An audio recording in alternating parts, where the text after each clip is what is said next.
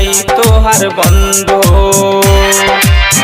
आवखिया दी काला कंद हो,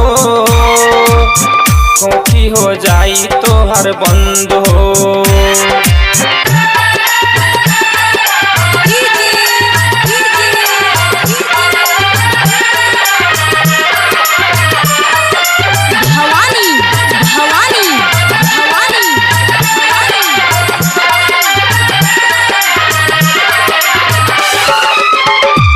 दिन रहेलू परेशान हो,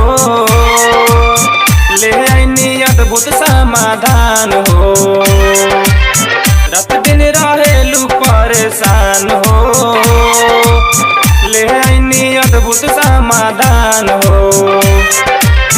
समय लागी कुछ चंद हो, खासी हो जाई तोहर बंद हो। आवखिया दी काला कंद हो, खासी हो जाई तोहर बंद हो। समय लागी कुछ चंद हो, खासी हो जाई तोहर बंद हो।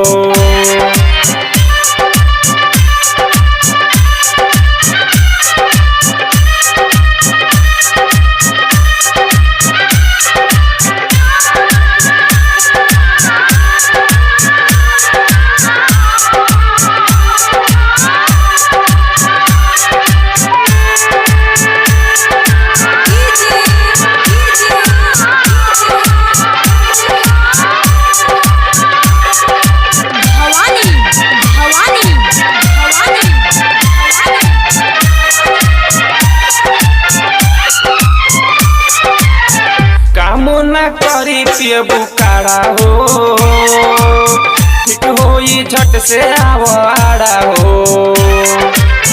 काम ना करी पियबू काढ़ा हो, ठीक होई झट से आवाड़ा हो। रोज फलावर बासु गंध हो, खासी हो जाई तोहर बंद हो। आवखिया दी काला कंद हो, खासी हो जाई तोहर बंद हो। आवखिया दी काला कंद हो, खासी हो जाई तोहर बंद हो।